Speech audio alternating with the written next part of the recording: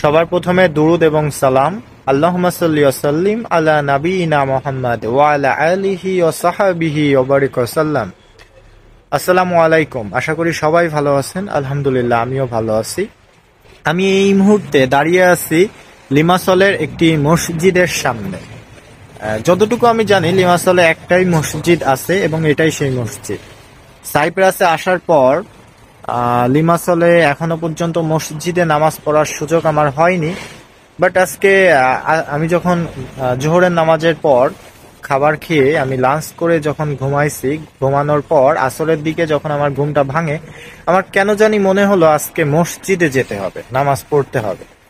তো আমি আর দেরি করলাম না, আমি অনলাইনে খোঁজা শুরু করলাম যে লিমাসলে নিকটস্থ কোথায় মসজিদ আছে। তো দেখলাম আমার বাসা থেকে 3 কিলোমিটারের মধ্যে একটা মসজিদ আছে। তো আমি আসর এবং মাগরিবের নামাজটা বাসায় পড়লাম, কারণ বাসা থেকে যদি না পড়তাম এখানে এসে মাগরিবের নামাজ পড়ার সুযোগ হতো না। সো আমি আসর মাগরিব পড়ে আমি পরিষ্কার পরিচ্ছন্ন হয়ে আমি মসজিদের উদ্দেশ্যে রওনা হই। ওখান থেকে বাসে আমি মসজিদে আসি। কিন্তু মসজিদে এসে আমি একটি ভিন্ন চিত্র দেখতে পাচ্ছি, যা আমি আপনাদের দেখাতে চাই।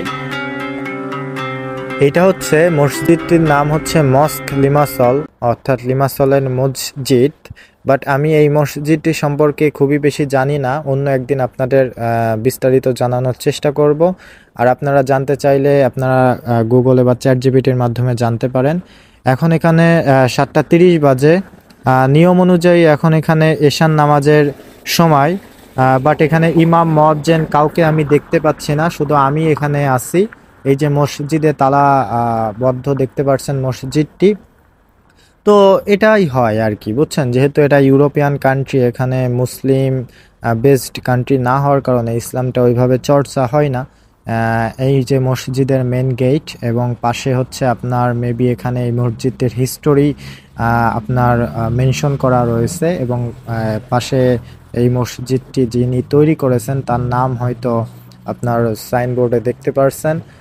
আমি যদি একটু সামনের দিকে আপনাদের নিয়ে যাই, এখানে হচ্ছে মসজিদের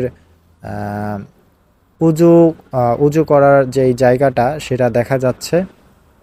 এখানে হয়তো কোনো এক সময় যখন মসজিদের কার্যক্রম চালু থাকে তখন এখানে এসে মুসল্লিরা উজু করেন। খুবই ভালো লাগছে, অনেকদিন পর মসজিদে এসে আমার মনটা অনেক ভালো হয়ে গেল। মসজিদের পাশে দেখতে পারছেন এখানে হচ্ছে 2টা কবর। মেবি হচ্ছে যারা এই মসজিদের জায়গা ডোনেট করছে, মেবি এখানে তাদের কবরস্থান। আল্লাহ ইনাদেরকে জান্নাত নসিব করুন। এখানে হচ্ছে টার্কিশ ভাষায় লেখা আছে এই কবরস্থানের সাইনবোর্ডের উপরে। যতটুকু বোঝা যাচ্ছে যে এই মসজিদটি যখন সাইপ্রাস হচ্ছে আপনার এক ছিল, বিভক্ত ছিল না, 2টা সাইপ্রাস, তখন হয়তো তুরস্ক থেকে কেউ এসে মসজিদটি প্রতিষ্ঠা করেছেন। তো যাই হোক, আজকের ভিডিওতে আমি আপনাদের এগুলো দেখানোর চেষ্টা করলাম। আর এইগুলো হচ্ছে সামনে দেখতে পাচ্ছেন মসজিদের সামনের দৃশ্য। এখানে হচ্ছে পুরো এলাকাটা হচ্ছে কেমন সিমসাম এবং খালি। যাই হোক, এখানে যেহেতু কেউ নাই, আজ আমি নিজে এখানে নামাজ আদায় করব। যেহেতু জামাতের ব্যবস্থা নাই, তাই আমি নিজেই নফল সালাত আদায় করব। আল্লাহু আকবার। সুবহানাকা আল্লাহুম্মা বিহামদিকা ওয়া তাবারাকা ইসমুকা ওয়া তাআলা জাদ্দুকা ওয়া লা ইলাহা গায়রুক। আউযু বিল্লাহি মিনাশ শাইতানির রাজীম।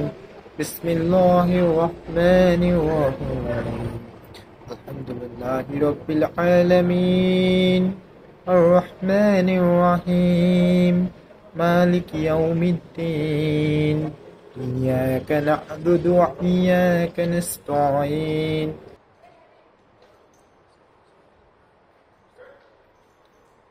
এই মসজিদে স্মৃতি রেখে দেওয়ার জন্য এবং আল্লাহ যাতে খুশি হন সেই জন্য আমি 2 রাকাত নফল নামাজ পড়লাম।